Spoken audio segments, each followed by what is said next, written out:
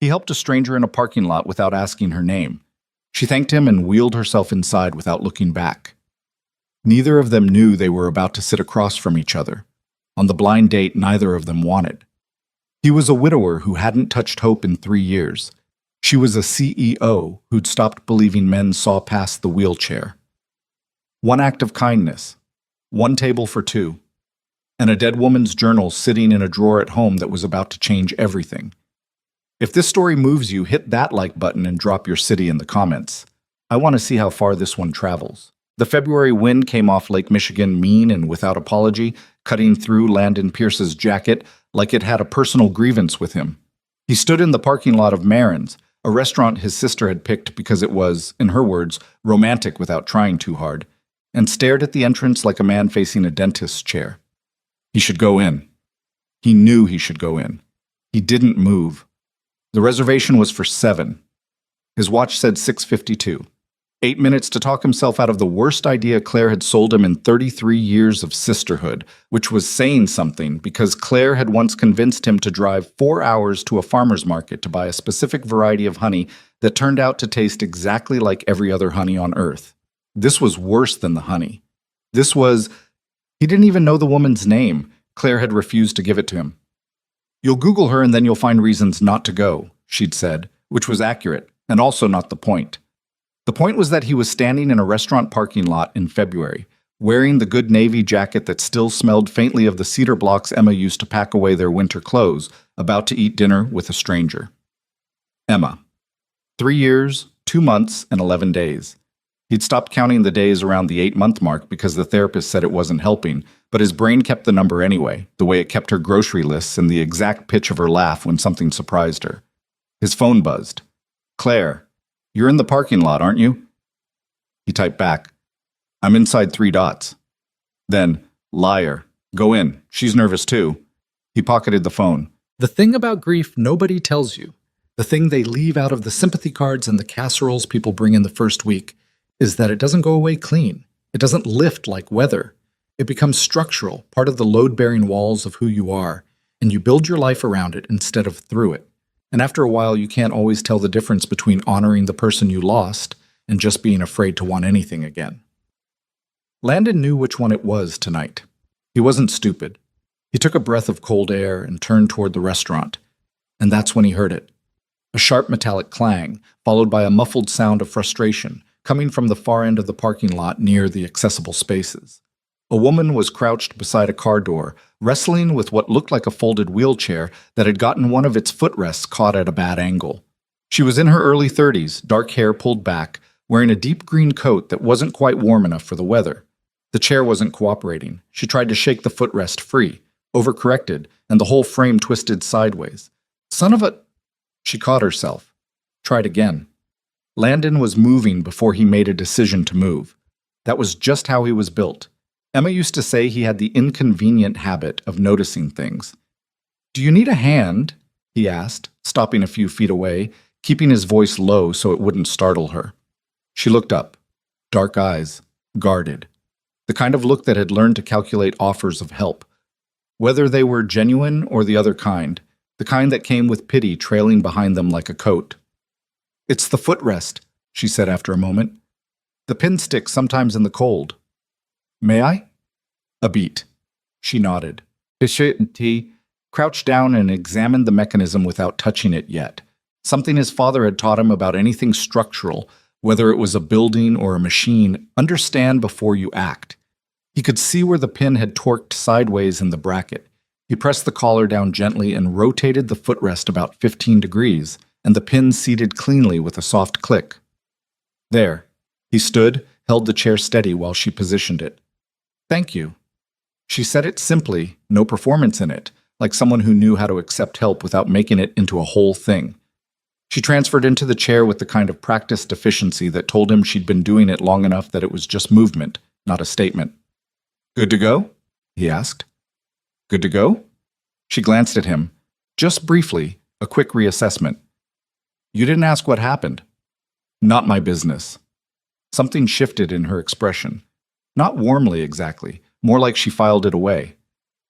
"Well, thanks." She wheeled toward the entrance. He held the door and she went through without comment, which he appreciated because the alternative was the awkward overthanks that neither of them needed. He followed her inside. Marin's was the kind of place that had been somebody's dream once. Exposed brick, low light, small tables arranged so conversations could stay private. The host stand was just inside the door, and the hostess, a young woman with a practiced smile, looked up as they entered. "Reservation?" she asked. "Pierce," Landon said. "Landon Pierce, 7 o'clock. "Hayes," the woman beside him said at the same moment. "Victoria Hayes." The hostess looked between them, and something in the slight pause, a half-second hesitation while she checked the book, told Landon everything. "Oh," the hostess said. "Actually, you're both at the same table. Table 9, right this way." Landon looked at the woman. "Victoria." Victoria looked at him. Her expression went through several things very quickly. Recognition, recalculation, and then a careful, controlled neutrality that he suspected cost her something. "The blind date," she said. It wasn't a question. "Yeah," he exhaled. Yeah." She held his gaze for a long moment, and he had the sense she was deciding something. Then, "Well, I already know you're useful in a parking lot." It surprised a short laugh out of him. "Landon Pierce." "Victoria Hayes." She didn't extend her hand immediately.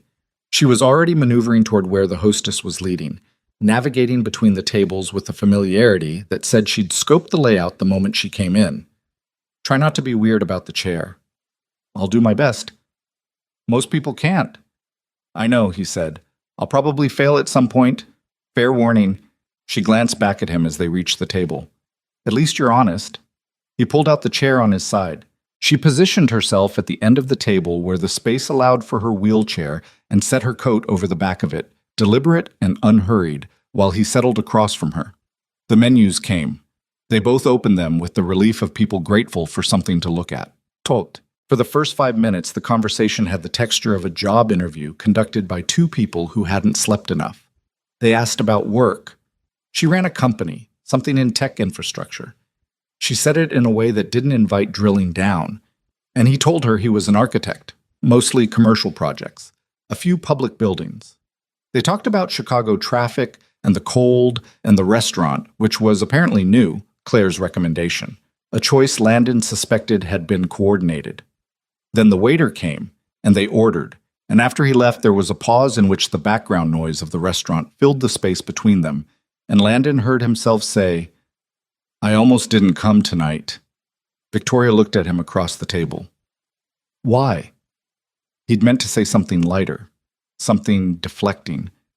Instead, he said, "My wife died 3 years ago. This is the first time I've done this. Any of this." The silence that followed wasn't uncomfortable. It was the kind that happened when something true had been said and the other person was taking it seriously. "My sister set this up," he continued. "She's been patient with me for a long time. I keep telling her I'm fine, and she keeps not believing me." "Is she right?" "Probably." Victoria turned her water glass slowly, not drinking from it. "I almost didn't come either." "Same reason?" "Different reason." She set the glass down. Most men who've met me through this kind of setup see the chair before they see anything else. And they spend the whole dinner managing their own discomfort about it, telling me about their cousin who uses a wheelchair, or asking me how I feel about the future. Like they're interviewing me for a position I have to prove I'm capable of. Landon said nothing. "And then they don't call again," she said flatly. "Not because they're bad people, just because it's easier not to." "When did it happen?" He asked it the way he'd crouched by her car. Just practical, no pity in the infrastructure of it. She looked at him steadily. 4 years ago, car accident, I was 28. A pause. "The company nearly fell apart.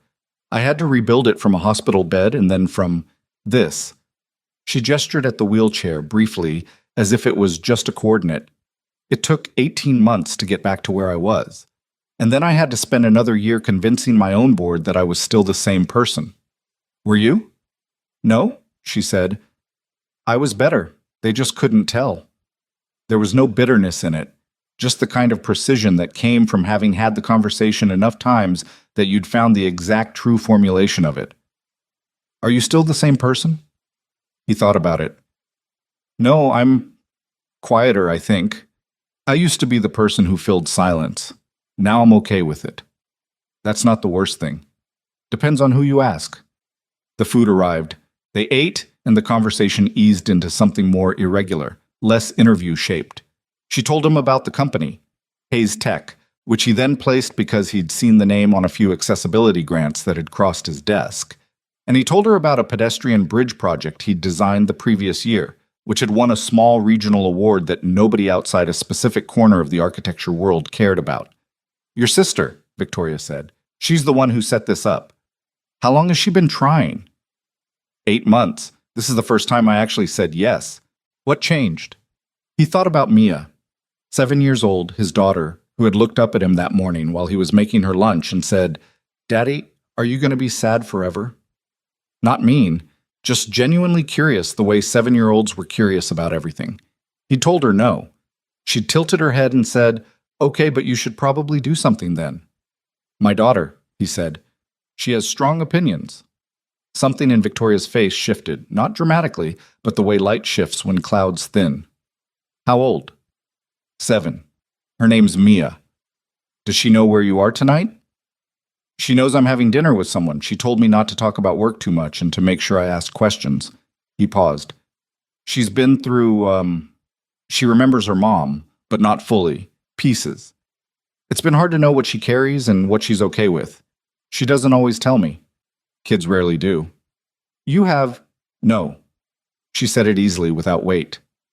No kids. I thought about it differently before the accident. After, the company took everything I had. It still does. She picked up her fork and then didn't use it. I run a foundation too. Accessibility technology, assistive devices, infrastructure grants. It started as a way to understand my own situation and turned into something bigger than I planned. I know the foundation, Landon said. She raised an eyebrow. The Hayes Mobility Initiative. I've applied for 2 grants from it. Commercial accessibility retrofits. We got one of them. She studied him. Which project? The Rosecrest Community Center, West Side. I remember that one. A different kind of attention entered her expression. The adaptive gymnasium. Yeah. That was a good application, she said. The board liked that you didn't just meet the ADA minimums, you went past them. Minimums tell you what you legally have to do, he said. They don't tell you anything about whether a space actually works for the people who need it.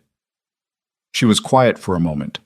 Then, before either of them could say anything else, the kitchen door near the back of the restaurant swung open and a man emerged. Older, maybe mid-70s, the kind of face that had been interesting in youth and became more interesting with age. He wore an apron that had seen serious work that evening and was carrying what appeared to be a dessert plate that hadn't been ordered. "Forgive me," he said, stopping at their table, looking between them with a kind of direct openness that bypassed social convention entirely. "I saw the reservation, Pierce and Hayes." His eyes settled on Landon. "You are Landon Pierce, Emma Pierce's husband." Landon went still. "I was." The man nodded slowly. His name was Sal Ferretti, he explained. He owned the restaurant, had owned a small cafe on Michigan Avenue for 20 years before moving here. Emma Pierce had been a regular for nearly 3 of those years. She'd come in on Friday mornings. "She talked about your work," Sal said to Landon. "She was proud of you, every project. She had the Rosecrest photos printed, had them on the cafe wall." He paused. "And she talked about Ms. Hayes." Landon looked across the table. Victoria's expression had stilled in a way that wasn't quite readable. "She followed your foundation's work closely," Sal said to Victoria. "Long before her illness. She volunteered for 2 of your early programs, the schoolroom renovation project, the one in Humboldt Park. She didn't put her name on anything. She just showed up and helped." His voice was even, not performing anything. "She said you were, I don't remember the exact word. She said you were someone who understood that spaces shape people. That was why she liked your husband's work and yours both." The restaurant noise moved around them. Landon's hands were flat on the table. He was looking at the tablecloth. She left a journal, he said, not to either of them specifically. She kept journals. I've read some of them. Not all. He looked up at Victoria. She was looking back at him, and for the first time since they'd sat down, her careful composure had shifted into something less managed. Not broken. Victoria Hayes didn't break easily. He was already certain of that. But present. Actually present. In the way that people sometimes weren't even when they were sitting right in front of you. I didn't know, she said quietly. She didn't tell people things like that, he said. She just did them. Sal set the dessert plate down, tiramisu, unrequested, and excused himself without another word, which was exactly the right thing to do. They sat with it for a moment. Outside, February pushed against the restaurant windows. Inside, Landon Pierce and Victoria Hayes sat across from each other in the low light of a restaurant neither of them had chosen, connected by a woman who wasn't there anymore, at a dinner neither of them had wanted to attend. Victoria picked up her fork. "Tell me about her," she said. And Landon, who hadn't been able to talk about Emma with anyone except his daughter and his therapist in 3 years, found that the words came easier than he expected. He talked for almost an hour. Not continuously. There were pauses, detours, moments where he'd start a sentence and redirect it because the original version was too much.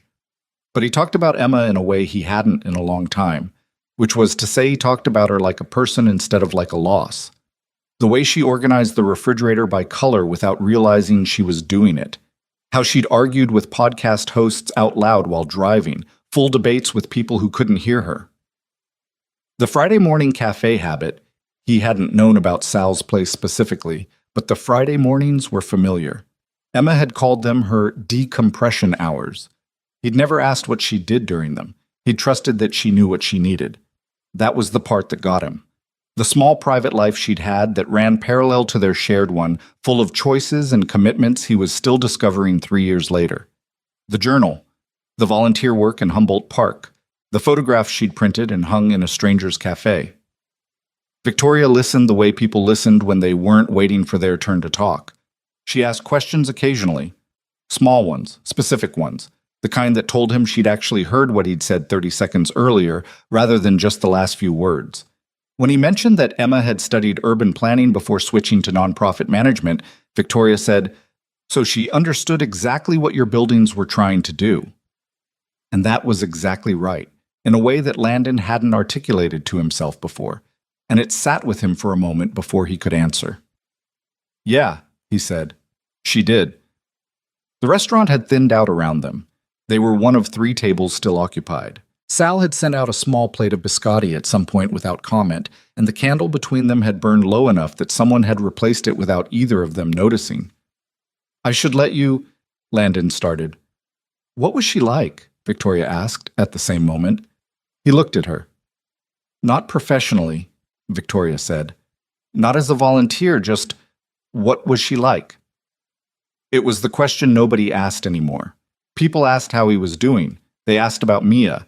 They talked around Emma the way you talked around a piece of furniture in a dark room, aware of it, navigating it, but not looking directly at it. "Stubborn," he said, in the specific way where she was almost always right, which made it worse. She'd dig in on something and I'd be furious about it, and then 3 weeks later I'd realize she'd been correct the entire time. He turned the biscotti on the plate. She burned toast every single time. Every time. 7 years of marriage and she never figured out our toaster. I kept telling her the dial was sensitive and she kept setting it the same way. Victoria smiled. Not a polished smile. A real one. The kind that reached the corners of her eyes. It changed her face. "Mia does the same thing now," he said. "Sets the toaster wrong. I don't correct her." The smile softened. Outside it had started to snow. Light, early-season snow that wouldn't stick. Landon watched it for a moment through the window. "The foundation," he said. "The Humboldt Park project. That was 2018? 2018, yeah. Elementary school library renovation. We adapted 12 learning spaces for students with physical and sensory disabilities." She paused. "If your wife volunteered on that, she would have worked with a woman named Deb Torres." Deb ran the volunteer coordination. I can ask. I might not, he admitted. Sometimes knowing more makes it, I don't know. Sometimes I need to let some things just be what they were without understanding all of it. That's allowed, Victoria said. Is it? You don't have to excavate everything. She said it with a kind of quiet authority, like someone who'd had to learn the same thing. Some things can just be true without a full explanation. He nodded slowly. What about you? Do you excavate or do you let things be? I excavate, she said without hesitation. I'm terrible at letting things be. I want to understand the mechanism of everything. A pause. It's useful in business. It's exhausting in actual life. Does it help? With the accident? She considered that honestly, which he appreciated. Yes and no. Understanding the physics of what happened, the medical specifics, the recovery timeline, that helped. Gave me something to work with. But there are parts of it that don't have a mechanism. There are days when the loss of certain things just sits there. And analyzing it doesn't make it smaller. What do you lose the most? He asked it carefully. She didn't answer immediately. Running, she said finally. I used to run along the lakefront in the mornings, really early, before the path got crowded. I'd go for an hour and come back, and I could think clearly for the rest of the day. She looked at the table. I've found other ways to start the day. They work, but it's not the same, and I've stopped pretending it is.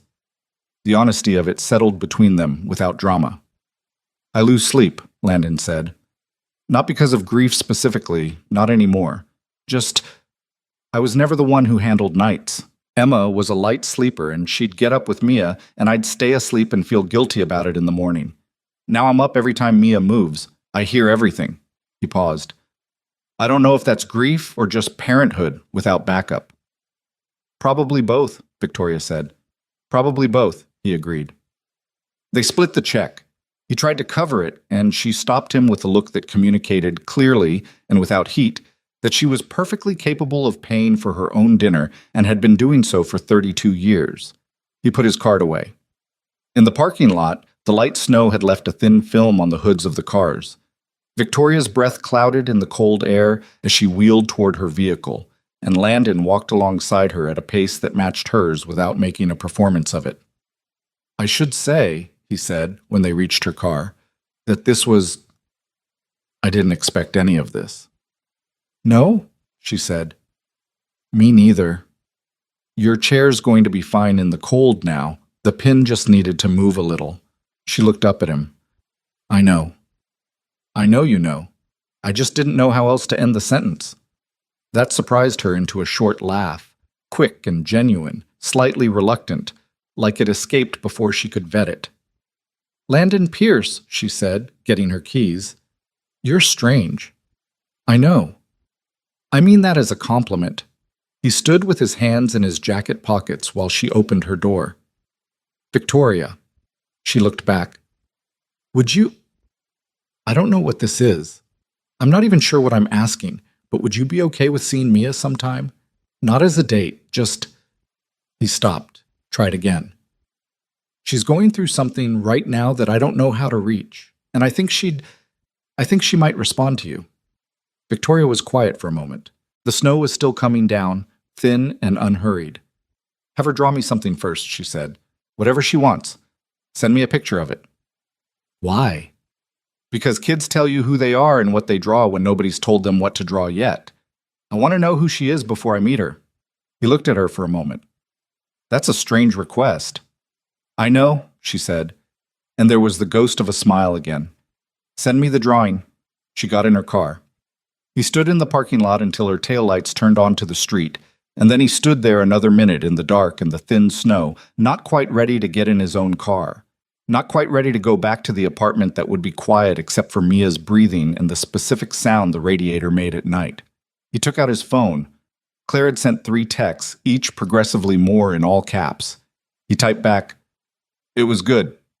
I'll tell you tomorrow." Then he got in the car and drove home through the thin snow, and for the first time in a long time, the apartment silence when he arrived didn't land on him like weight. Mia drew a house. Not an unusual choice for a 7-year-old, except that this house was very specific.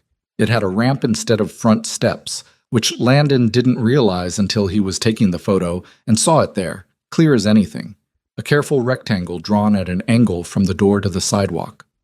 The house also had a large window that Mia had filled in with yellow crayon, pressing hard enough to give it texture, and two stick figures standing in front of it. One was tall, the other was in a circle with two small lines attached to either side. He stared at the drawing for a long moment. He hadn't told Mia anything specific about Victoria. He'd said he'd had dinner with someone who ran a company and who did good work with buildings, because those were the facts that seemed safest. He hadn't mentioned the wheelchair. He sent the photo and wrote, "She draws what she pays attention to." Victoria's response came 3 hours later. "When can I meet her?" Thus, they met on a Saturday afternoon 2 weeks after the restaurant. Victoria had suggested the Chicago Botanic Garden because it was fully accessible, and because, she said, it gave kids something to look at so the conversation didn't feel like an audition. Landon appreciated the strategy. Mia was quiet in the car on the way there. She asked twice if the woman they were meeting was his girlfriend, and twice Landon said no, she was a friend, and Mia said okay both times in a way that meant she didn't entirely believe him, but was willing to suspend judgment. Victoria was already there when they arrived, parked near the entrance, waiting outside her car in a charcoal coat with her hands wrapped around a coffee cup. Mia stopped walking when she saw the wheelchair and then resumed walking, which Landon counted as a success. "You're Mia," Victoria said when they reached her. "You're Victoria," Mia said. "Correct." Mia looked at the wheelchair with the direct honesty of children who haven't yet learned that looking is rude. "Does it have a motor?" "It doesn't. I push it myself." "Can you go fast?" "Faster than most people expect." Mia considered this. "Okay," she said, which was apparently all she needed, and started toward the entrance. Landon looked at Victoria. Victoria looked back at him with an expression that was carefully neutral, but had something in it, a kind of quiet, private satisfaction. They walked the conservatory paths for 2 hours. Mia ran ahead and circled back. She asked Victoria questions with the cheerful randomness of a child following her own internal logic. What was the best country she'd ever been to? Did she think plants had feelings? What was harder, running a company or doing math homework? Victoria answered all of them with the same direct honesty she'd used at dinner, which Mia seemed to recognize and respond to in the way kids responded to adults who didn't talk down to them. At some point, Landon wasn't sure exactly when, Mia started walking next to Victoria's chair instead of running ahead, not because she'd been asked to, just because she wanted to be there. She said, "My mom died." Victoria said, "I know, your dad told me." "Do you think she can see us?" A pause. "I don't know," Victoria said. "I really don't know the answer to that." "My dad says he doesn't know either." "That's an honest answer." "Most people say yes," Mia said, "to make me feel better." "Does it?" "Not really." Mia picked up a fallen leaf and examined it. "I think it's nicer when people just say they don't know." "Then that's what we'll say." Mia looked up at her. Something passed between them, something small and private and not for Landon to interpret. Then Mia dropped the leaf and ran ahead to the next bend in the path, and Landon and Victoria walked on in silence for a moment. "She's remarkable," Victoria said quietly. "I know." His voice came out rougher than he intended. "She got it from Emma." "She got some of it from you." He didn't answer that. The months that followed didn't build toward anything obvious. There was no single moment he could point to and say, "There." That's when it changed. It was more like the accumulation of small facts. Victoria called him on a Thursday in March, not about Mia, not about anything specific, just to tell him about a conversation she'd had with her board of directors that had made her furious. And she'd been in the car, and apparently his number was what her hand reached for without her brain fully authorizing it. He talked her through the board situation. It was a resource allocation argument, the kind he recognized from his own firm's partnership disputes, and they were on the phone for 45 minutes, and when they hung up, he sat in his kitchen for a while, not quite sure what to call what had just happened. Mia started asking about Victoria, not in the pointed matchmaking way that Landon had expected. She was 7, not 12, but with a genuine specific curiosity. Did Victoria like the kind of soup they had for dinner? Had he told her about the class project on bridges? Could he send her the picture Mia had drawn of the garden? He sent the pictures. Victoria sent back voice memos sometimes instead of texts, short ones, 30 seconds, because she said typing while working was inefficient. Mia loved the voice memos. She'd listened to them twice. In April, Victoria came to Landon's office. It was unplanned. She'd had a meeting nearby and had 40 minutes, and had apparently decided, without a great deal of deliberation, to walk the 2 blocks and see where he worked. His assistant buzzed him, and he came out to the lobby and found Victoria in her chair, with her coat in her lap, and an expression that was somewhere between casual and self-aware about the fact that this wasn't quite as casual as she was performing it. "I have 40 minutes, she said. "Okay. Are you in the middle of something?" "I was. It can wait." He took her through the studio, the open-plan drafting space, the model room where the current projects lived as physical structures under work lights. She moved through it with the focused attention he'd started to recognize as her natural state, asking about the technical decisions behind things, looking at the models from multiple angles.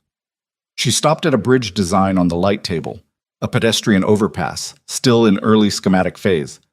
"The approach ramp," she said. "The slope looks steeper than 12-1. He leaned over the drawing. "It is. That's a debate we're having internally.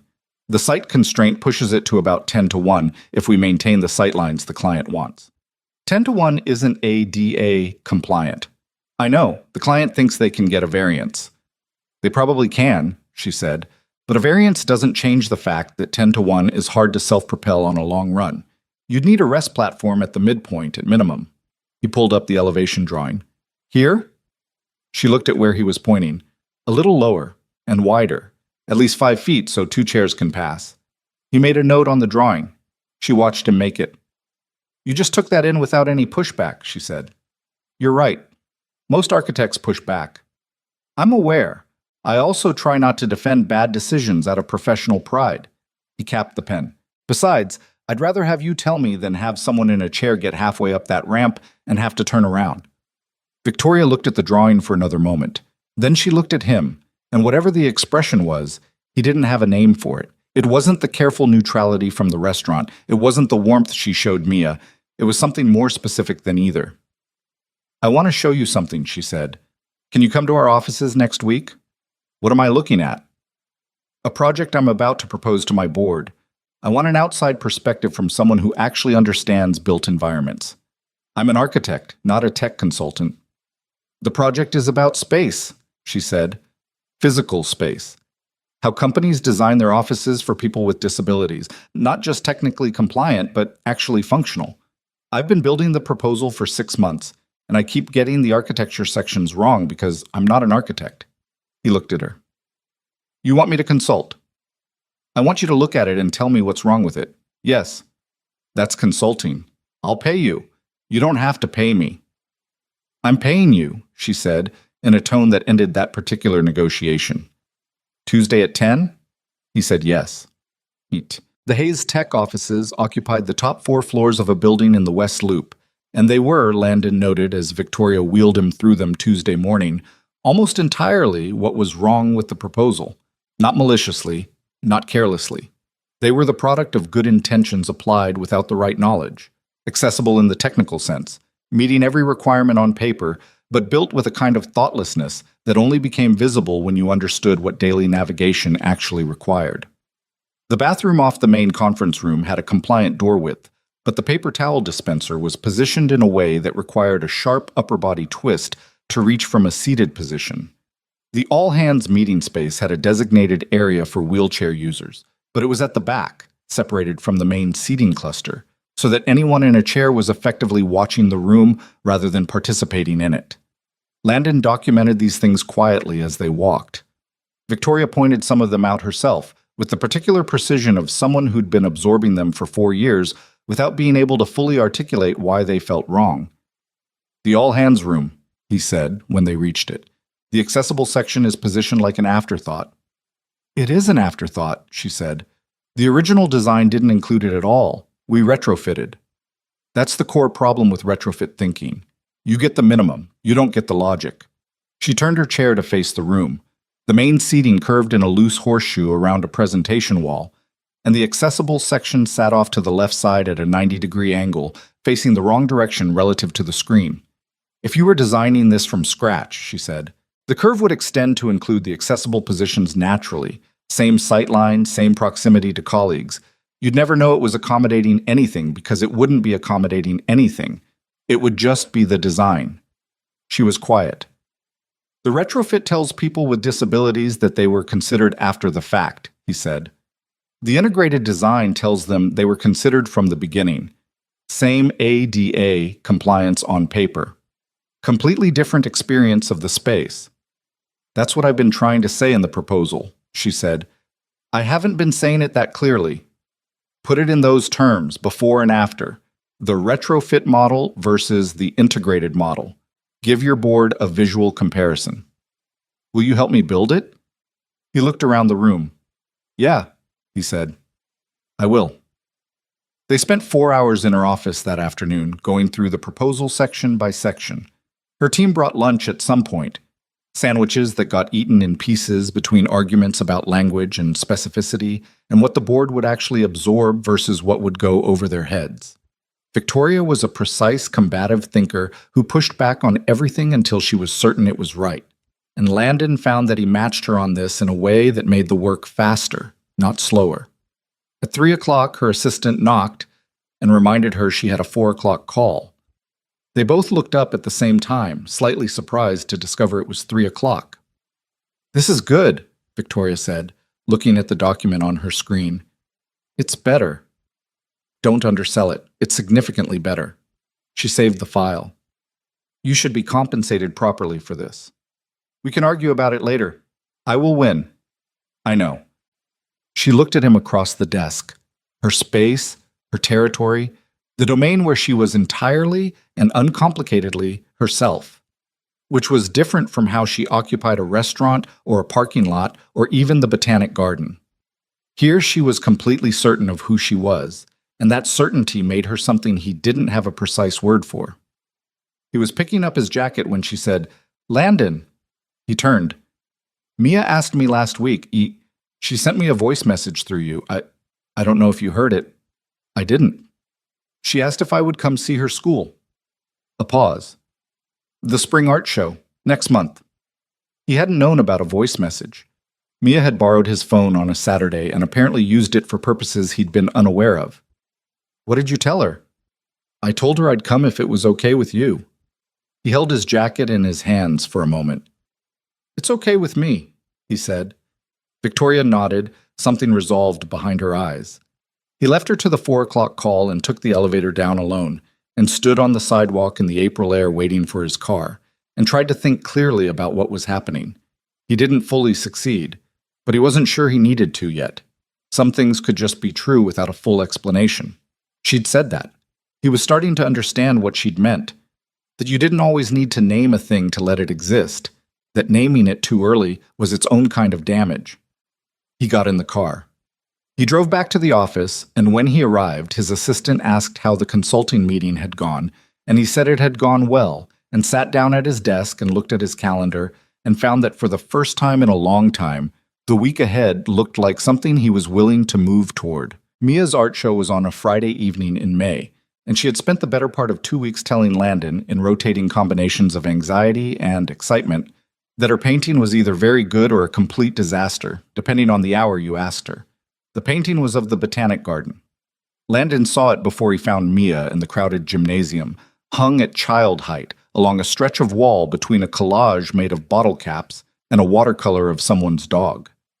It was large for a 7-year-old's work. She'd used the full sheet, and the colors were the kind of bold, unselfconscious choices kids made before anyone told them what colors were supposed to look like. The path wound through the center in dark green. The flowers along the edges were oversized and slightly wrong in the way that made them more alive than accurate, and at the bend in the path, small but deliberate, were 2 figures, one walking, one in a chair. He stood there for a moment longer than he meant to. She worked on it for 3 weeks. Victoria had come up beside him. He hadn't heard her arrive, which happened sometimes. He was still recalibrating to the fact that her approach didn't have the same audio footprint as most people's. She sent me a photo of the pencil sketch first, asked if the chair looked right. Did it? No, wheels were too small. A pause. I sent her a reference photo. She fixed it. He looked at the corrected wheels in the painting. Proportionally right, spokes visible, the kind of detail that required actually looking at the thing you were drawing. She didn't tell me any of that, he said. I know. She wanted it to be a surprise. Mia found them 5 seconds later, coming at speed from the direction of the snack table with a brownie in one hand and a paper cup of juice in the other, wearing the dress she'd chosen herself. Dark red, with pockets, a priority she'd held firm on through 3 shopping trips. You came, she said to Victoria, and it wasn't exactly an accusation, but it had the texture of someone confirming a thing they hadn't been entirely sure of. I said I would, Victoria said. People say things. Mia delivered this piece of philosophy evenly and took a bite of her brownie. Do you like it? The wheels are accurate, Victoria said. Mia's face broke into the specific grin she saved for moments when she'd done something right and knew it. I know, you helped. You did the work. You sent the picture. That's a very small contribution. It was the important part, Mia said, with the confident finality of someone who had thought about this and was done discussing it, and then she took Victoria's hand. Just reached out and took it, no preamble, the way kids did when they decided something, and started pulling her toward the next section of the wall to see the rest of the class's work. Landon watched them go. His sister Claire materialized at his elbow with a glass of punch that was clearly meant for someone smaller than her. So, she said, don't. I'm not doing anything. I'm standing here. Claire. She's wonderful, Claire said without any strategic softness. And Mia just held her hand like it was the most natural thing in the world. I know. And you're over here watching them with a look on your face that you don't even know you have. I have no idea what look you mean. It's the same look you had when you first showed me the apartment you and Emma found. Claire said it gently. Not as a weapon, just as a fact. It's the look you get when something feels right, and you're scared of it. Across the gymnasium, Victoria was examining a papier-mâché sculpture with the same focused attention she gave structural drawings, and Mia was explaining something with her hands, and Victoria was nodding like the explanation mattered. It's complicated, Landon said. I know it is, Claire said. I'm not telling you to uncomplicate it. I'm telling you what I see. He didn't answer, but he didn't look away either. Try it. The proposal went to Victoria's board in the 3rd week of May, and Landon found out it had been approved not through a call from Victoria, but through a text from her assistant Marcus, who had apparently been instructed to let him know. The text said, Board approved the Integrated Access Initiative in full. V said to tell you the bridge section was decisive. She's in back-to-back meetings, but wanted you to know. He sent back, Tell her congratulations. Marcus replied, She says you should come to the launch event in July. He came to the launch event in July.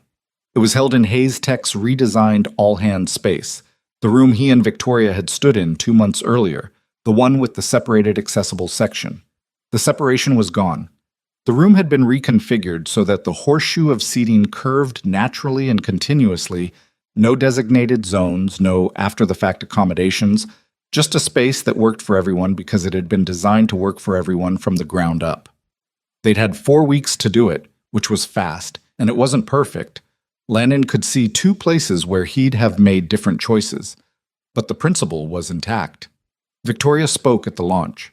She was a different creature at a podium than she was in conversation, controlled, precise, with the kind of authority that didn't need to announce itself.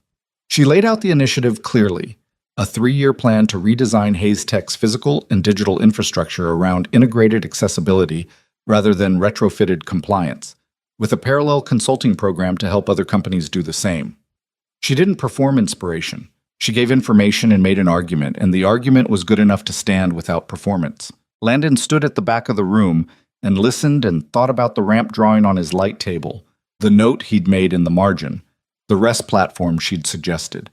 He thought about how small the actual changes were, not expensive, not technically complex, just requiring someone who knew to look for them and the willingness to act on what they saw. Afterward, the room filled with the particular noise of a work event trying to also be a celebration, and Victoria worked through it with the efficiency of someone who was good at events while not enjoying them. She caught his eye across the room once, early on, and her expression did a thing, a brief flash of something that was relief or recognition or both, before someone else got her attention. He got a glass of water from the bar and waited. She reached him 40 minutes later, after the room had begun to thin. "The space works," he said. "It does." She turned to look at it. "The contractor kept wanting to put a rail along the accessible section, and I kept saying there is no accessible section. That's the entire point." "Did he get it eventually?" "Eventually. Progress." "Slow and irritating progress." She turned back. "Thank you. For the bridge section specifically, 3 board members mentioned it. You wrote it. You told me what to say. You knew what to say. You just needed the technical language for it." She gave him the look she gave him when she thought he was being modest in a way she found impractical. "Can we have dinner? Not here. Somewhere that isn't a work event." "Yes." "Tomorrow?" "I have to arrange for Mia. Bring her." He paused. "She'll talk the entire time." "I'm aware of how Mia works," Victoria said, and something in the way she said it, the casual, specific knowledge of a person she'd learned, caught in his chest for a moment before he could redirect it. "Tomorrow," he said. Booked. Summer in Chicago arrived the way it always did, as if making up for lost time, hot and sudden and generous, filling the lakefront paths and the parks and the outdoor restaurant spaces with the specific energy of a city that had been cold for too long and intended to use every available hour of warmth. The 3 of them fell into a rhythm that none of them had planned and none of them named. Saturday afternoons, usually. Sometimes a weeknight when Landon's schedule ran light, and Victoria had wrapped her calls by 6. They went to the lakefront and the market in Lincoln Square, and once to a museum where Mia spent 45 minutes interrogating a docent about ancient Egypt, and Victoria listened, and occasionally added a follow-up question that made the docent visibly relieved to have an adult in the conversation. There were things that were still hard. Landon had a night in June when he couldn't sleep, and went to sit on the back porch and found Emma's handwriting on the chalkboard inside the pantry door. A grocery list from years ago, half erased, the part that remained reading milk / the good kind / check date, and he sat there for a long time before going back inside. He didn't tell Victoria about it specifically, but he told her that he'd had a hard night, and she said, "Do you want to talk or do you want to be distracted?" And he said distracted, and she spent 20 minutes telling him about the most catastrophic board meeting she'd ever sat through in 2021, which involved a technical presentation, a projector malfunction, and a board member who had strong opinions about font choices. And by the end of it, he was laughing despite himself. Victoria had her own hard days. She didn't always flag them. She was better at being seen in strength than in difficulty. And she knew it, and occasionally she would say something in passing that told Landon things were harder than she was presenting, and he was learning to let those moments sit without pushing on them. She'd come to him when she was ready. Pushing her was like pushing load-bearing walls, inadvisable and structurally unsound. In July, she asked him to come with her to a site visit for a foundation project, a school in South Shore that was doing a full accessibility renovation, the kind of project the Hayes Mobility Initiative was now partially funding. She wanted his read on the contractor's proposed plan. He went. The contractor's plan was adequate. Landon spent 40 minutes walking the space and identified 7 places where adequate could become genuinely good with modest changes. The contractor was defensive about 3 of them and came around on the other 4, which was, in Landon's experience, a reasonable outcome. Victoria watched the conversation from across the room and then, on the drive back, said, "You're better at that than I expected." "At what?" "At getting people to hear the criticism without feeling attacked by it." "I've had a lot of practice. Clients don't always want to hear when something is wrong with their project." "How do you do it?" "I start from the assumption that they want the right outcome. Not that they're wrong, that they want the same thing I want, and they just don't have all the information yet." You watch the street. People get defensive when they feel judged. They get curious when they feel like you're solving a problem together. Victoria was quiet for a moment. "I'm not good at that." "I know." She glanced at him sideways. "You're direct," he said. "It's not a flaw. It's efficient. Some people respond well to it." "And the ones who don't?" "You lose them sometimes. I've seen it in your board meetings. The people who feel corrected rather than included." "Marcus has been telling me this for 2 years. He's right." "I know he's right," she said. "Knowing it and doing something about it are different problems." She paused. You could have told me diplomatically. You don't like diplomatic. I like honest. I know, he said. That's why I told you. She made a sound that was somewhere between acknowledgement and exasperation, which was, he had learned, how Victoria Hayes expressed that someone had made a fair point. It was a Tuesday in late August when everything shifted, not visibly at first. The meeting was on Landon's calendar as a client presentation. A major commercial developer, Hargrove Properties, who had been in early talks with Landon's firm about a large mixed-use project on the north side. Landon had been working toward this for 14 months. It was the kind of project that defined a firm's trajectory. 40,000 square feet, prominent site, the sort of commission that brought other commissions behind it. The meeting went well. The developer, a man named Hargrove, the third in his family to run the company, which showed in the way he moved through a room, liked the preliminary designs, liked the firm's portfolio, liked the accessibility framework Landon had built into the proposal, which Landon had not previously included at this scale, but which felt by now like the natural way to approach any large public-facing space. What Landon didn't know, until Marcus texted him at 4:15 that same afternoon, was that Hargrove Properties was also one of 3 developers on a shortlist Victoria's board had been quietly assembling for a major initiative, a plan to build a new Hayes Tech campus in New York. The text said, "V wants to call you tonight if you're free. Not urgent, but not nothing." He called at 8 after Mia was in bed. "The board voted today," Victoria said, without preamble. "They want to move the global headquarters to New York. It's been under discussion for 8 months. I've been trying to keep it quiet until there was something concrete." A pause. "There's something concrete." He sat with that for a moment. "When?" he asked. "Planning phase starts in the fall. Physical move 18 months out, maybe 20. And you're going. It's my company." She said it plainly, not defensively. "The New York market is where 3 of our biggest clients are headquartered. The talent pool is different.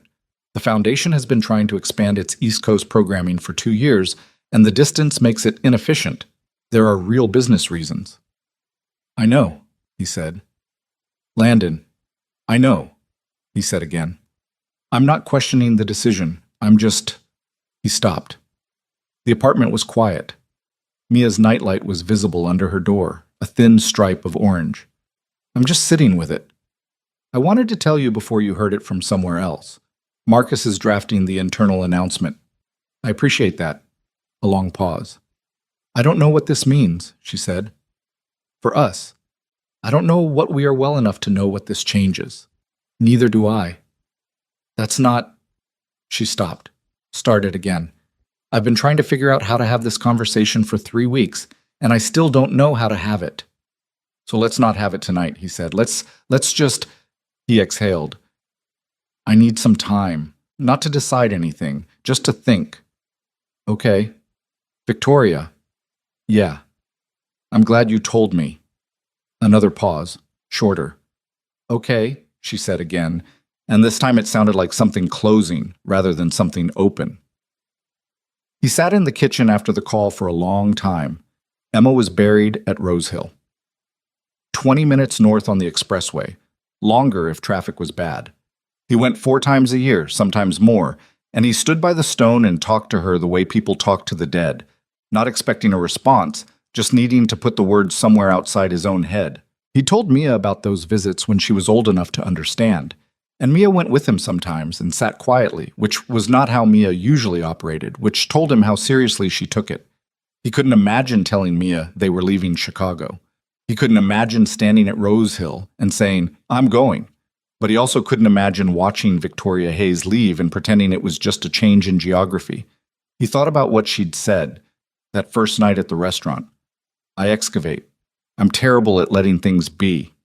He thought about the board meeting and the proposal and the school in South Shore and Mia reaching for her hand in the gymnasium.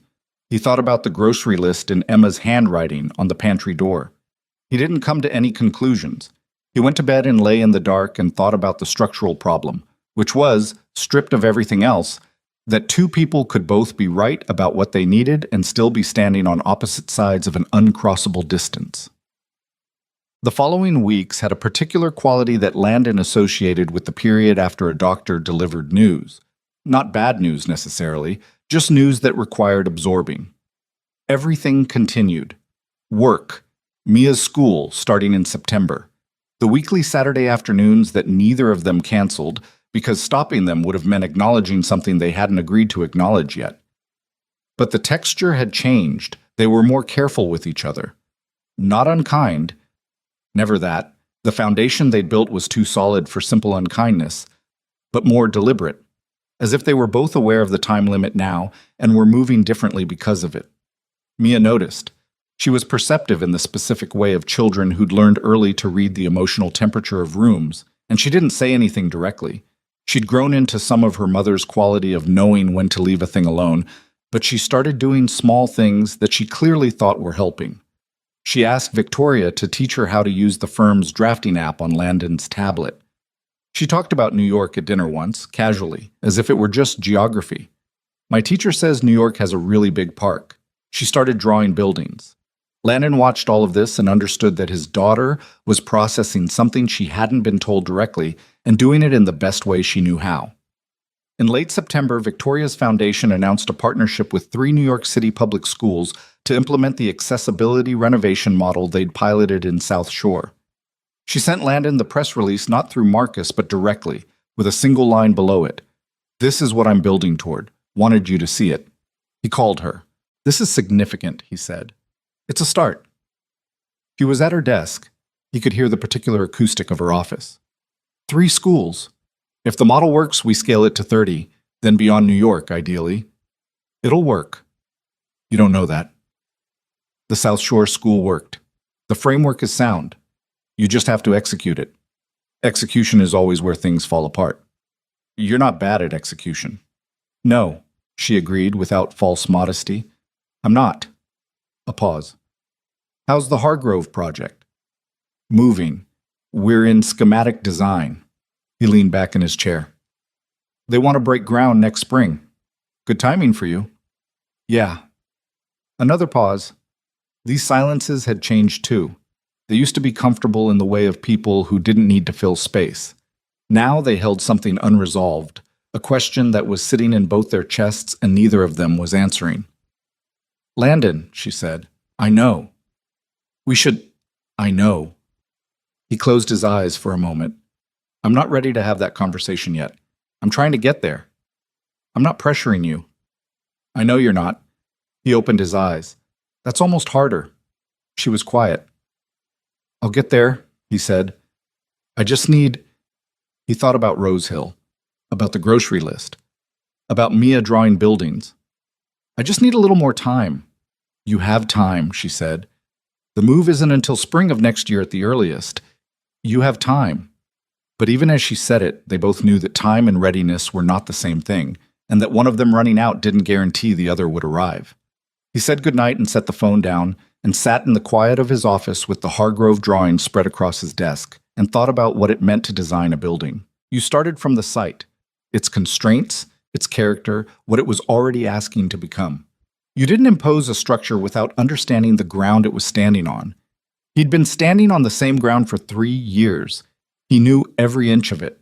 The question was whether the ground was something to stay on or something to build from. He didn't know the answer yet, but for the first time he could feel the shape of the question clearly enough to know that eventually he would have to answer it, and that the answer, whichever way it fell, was going to cost him something real. The conversation they'd been avoiding finally happened on a Wednesday evening in October.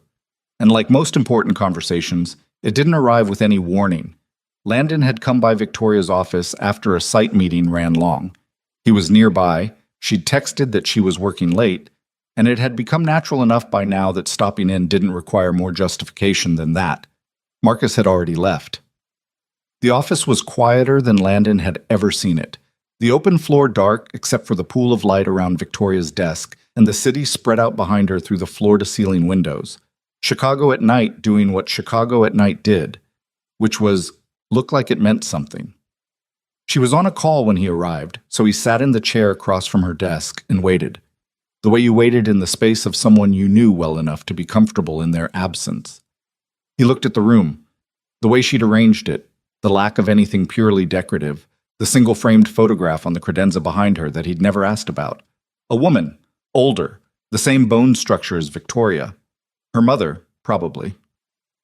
She wrapped up the call and set the phone down and looked at him across the desk. Hargrove called me today, she said. He hadn't expected that. About what? The New York campus.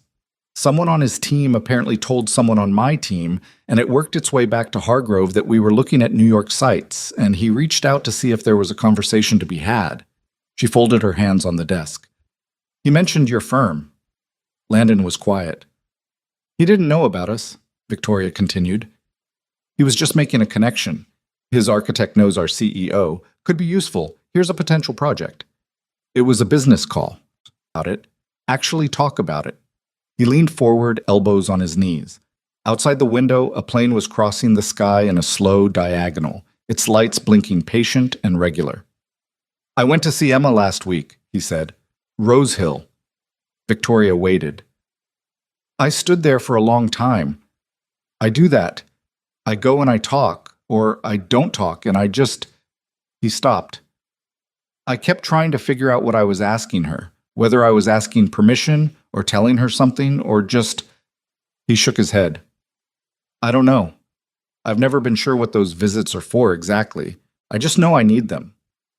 You don't need permission, Victoria said, quietly, without judgment in it. I know that. Do you?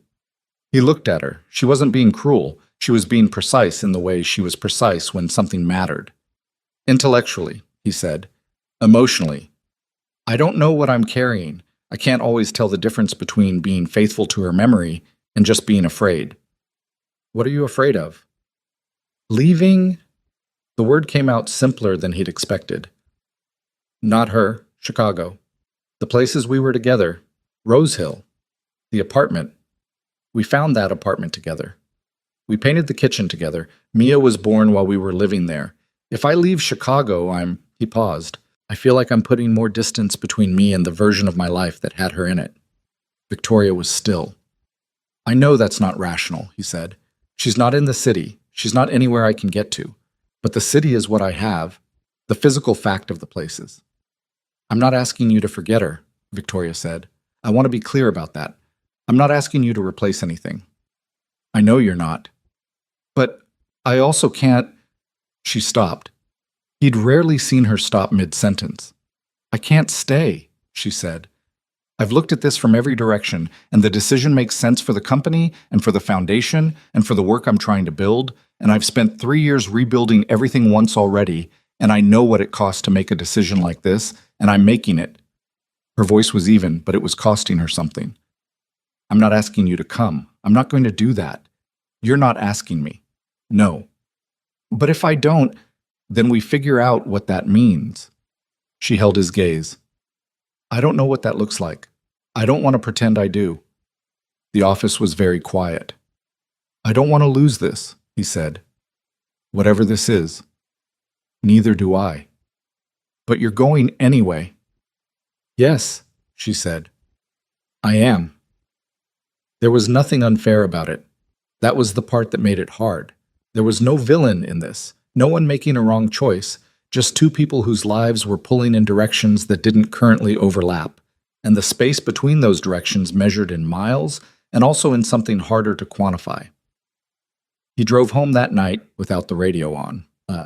He didn't call Claire. He thought about it, and then he thought that what he needed wasn't his sister's perspective, which would be loving and also fairly direct about what she thought he should do, and that he wasn't ready for that yet. He called his partner at the firm instead, Dan Ochoa, who had known him for 11 years and known Emma for 7 of them, and was the kind of friend who could hear what was being said underneath what was being said. They met for lunch the next day, and Landon laid it out, and Dan listened the way he listened to complicated structural problems, without interrupting, with occasional slow nods, turning the information over. The New York office, Dan said, when Landon finished. What about it? We've talked about it, expanding. You keep saying the timing isn't right. The timing hasn't been right. The Hargrove project is in New York, Dan said. If we get it, that's one project. It's a $40 million project with a developer who has 12 more lined up for the next 5 years and a preference for a consistent architectural partner. Dan set down his fork. Landon, I'm your business partner, not your therapist. So I'm going to say the business thing, which is the New York market is something we've been trying to crack for 3 years. If there's a personal reason to plant a flag there, and a professional reason, and he paused, a Mia reason. I haven't talked to Mia about any of this. Okay, but she'll have opinions. She's 7. She drew the woman in a wheelchair in her school art project, Dan said levelly. She's 7, and she drew that and hung it on the wall in front of everyone. That's not nothing. Landon was quiet. I'm not telling you what to do, Dan said. But I want you to know that from a firm standpoint, there's a door open in New York if you want to walk through it. That's separate from everything else. But it's there. Well, he told Mia that Saturday morning while they were making breakfast. Or he tried to. He started with the facts. That Victoria's company was moving to New York, that it was a big city, that it was far away but not impossible to get to. Mia was quiet through this in a way that meant she was processing rather than ignoring. Are we moving too? She asked. I don't know yet. I'm thinking about it. She was standing on the step stool she still used to reach the counter, stirring orange juice that didn't need stirring. Because of Victoria? Partly, also because of work, but mostly because of Victoria. He looked at his daughter. She looked back at him with Emma's eyes, that particular shade of dark brown that caught light sideways. Yes, he said. Mostly because of Victoria. Mia stirred the juice a few more times. Would we still come back to see Mom? Yes, absolutely yes. We'd come back. How often? As often as you want. She thought about this with the serious deliberation she brought to things that mattered. Okay, she said. That's it? Okay? I don't want to move, she said honestly. I like my school. I like Miss Patterson. I like our apartment. She set the spoon down on the counter, not the spoon rest which Emma would have corrected, and which Landon had stopped correcting because he had decided a wet counter was not a hill. But I like Victoria too, and you're sad when she's not around, even when you don't say you are. He stood very still. I can tell, Mia said with the matter-of-fact certainty of someone reporting an observable fact. You get quiet in a different way.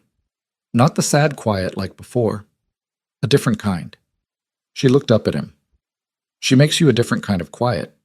He didn't know what to do with that, so he did what he did when Mia said something that got past all his defenses. He crouched down and hugged her, and she let him with the tolerant affection of a 7-year-old who was too old for this, but making an exception. I miss Mom, she said into his shoulder. I know, Bug. Me too. But I think she'd be okay with Victoria. He closed his eyes. Yeah? Yeah, Mia said, because Victoria's the kind of person Mom liked. The kind that does things. She pulled back and looked at him with a 7-year-old's direct, slightly impatient logic. Mom liked people who did things instead of just talking about doing things. She was right. He'd known it without being able to say it, and his daughter had said it in 12 words. He kissed the top of her head. Can we have pancakes? Mia asked. Yes, he said. We can have pancakes. He went to Rose Hill on a Sunday, alone, in the particular gray of a late October morning when the sky couldn't decide between clouds and clearing. He brought flowers, which he only sometimes did. Emma had thought cut flowers were a wasteful impulse, preferred plants, had a collection of succulents on the kitchen windowsill that Landon had somehow kept alive for 3 years out of sheer stubborn loyalty. But he brought them today, yellow ones, because yellow had been her answer whenever anyone asked her favorite color, and she'd say yellow, obviously, it's the only honest color. He stood at the stone for a while. He didn't have a structured speech. He rarely did. He mostly just talked, or sometimes stood in silence and let the silence be sufficient. Today he talked. He told her about the year. He told her about Victoria, starting with the parking lot, the footrest, the way neither of them had known, and going from there. He told her about the journal entry he'd finally read, the one he'd avoided for 2 years, which had mentioned the Foundation in 3 separate entries, had called Victoria Hayes someone who actually builds the world more carefully than she found it, which was, knowing Emma, the highest form of praise she knew how to give. He told her about Mia's painting, about the wheels, the corrected proportion, the way Mia had reached for Victoria's hand in the gymnasium. He told her about New York. The wind moved through the cemetery trees, which were most of the way through their autumn transition, orange going to brown, the last of it hanging on. I don't know how to leave, he said. I've been standing on this same ground for 3 years and I know it. I know exactly where every piece of it is, he paused. But I think I've been confusing the ground with you, and you're not the ground. He looked at the stone. You never were. A jogger passed on the path behind him. A bird landed somewhere nearby. The city did its city things at a distance, indifferent. Mia said you'd be okay with it, he said. She's 7, and she said it like it was obvious. The wind moved again. He stood there a few more minutes, not because he had more to say, but because he wanted to be there, in that specific place, in the gray October morning, before the next thing. He wanted to feel it completely, rather than rush through it on the way to something else. Then he put his hand on the stone, just briefly, just to make contact with it, and he turned and walked back to the car. He called Victoria from the parking lot. She picked up on the second ring, which meant she was at her desk on a Sunday, which was not surprising. Are you working? He asked. Always. A pause. Where are you? Rose Hill. Silence. I've been thinking, he said, about what you said, about the company and the move, and he looked out the windshield at the gray sky. My partner Dan wants to open a New York office. We've been talking about it for 3 years. The Hargrove project makes it viable now in a way it hasn't been. Victoria said nothing, waiting. Mia told me you make me a different kind of quiet, he said. She means it as a good thing. 7-year-olds are not subtle. No, Victoria said. They're not. I'm not ready to say, I don't have everything figured out. I'm not going to pretend I do. He exhaled. But I think I've been treating the question like there's a right answer and a wrong answer, and if I just think hard enough, I'll find it. And I don't think that's how this works. No, she said. It's usually not. I think I just have to choose. The parking lot was mostly empty. A family was walking toward their car, 2 rows over, a small kid between 2 adults, holding both their hands. I want to choose this, he said. I want to choose you. And whatever this is, and New York, if that's where it goes. I'm not going to pretend it's easy or that I've resolved everything because I haven't. But I know what I don't want, which is to watch you leave and spend the next 3 years wondering. Victoria was quiet for long enough that he would have thought the call dropped, except he could hear her breathing. Landon, she said. Her voice had changed. Not broken. It wasn't that. Just the careful neutrality that she usually kept in place had shifted, and underneath it was something that sounded like relief, and also like it had been under pressure for a while. I need you to be sure. Not for my sake. For yours. I'm not completely sure, he said. I don't think I can be, before the fact, but I'm sure enough to move. Another pause. Mia would have to want it too, Victoria said. She said, and I'm quoting, that you're the kind of person her mom liked. He heard her inhale, just barely. The kind of thing you only heard if you were listening for it. That's a lot, she said. Yeah. She stopped. I don't take that lightly. I know you don't. That's why I told you. He drove home with the windows cracked, October air in the car, and the city moving around him with its usual cheerful indifference to any individual's internal weather. He thought about the Hargrove project and the New York office and the conversation he needed to have with Dan about timing and staffing and what a responsible expansion looked like. He thought about Mia's school and how kids were resilient in ways that surprised you and also not resilient in ways that surprised you, and that he'd need to pay close attention and be honest with her throughout. He thought about Victoria at her desk on a Sunday, the city spread out behind her through the floor-to-ceiling windows, that single photograph on the credenza. He hadn't asked about the photograph yet. He would. Yet, November was a month of logistics and slowness in equal measure, the way months were when a decision had been made, but the execution was still months away. Landon met with Dan, and they spent 2 sessions working through the New York expansion in the specific, unglamorous detail of people who'd built a firm from 12 employees to 30 and understood that every good decision still had to survive contact with a spreadsheet. Dan was practical and also quietly glad in a way he didn't perform, but Landon could read after 11 years of partnership. Victoria's move timeline firmed up. March, most likely. The New York campus site was still being finalized, but Hayes Tech had a short list of 3 properties, and Victoria's team expected a decision by January.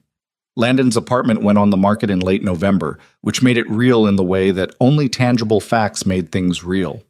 He and Mia went through it room by room on a Saturday afternoon, deciding what came with them and what didn't.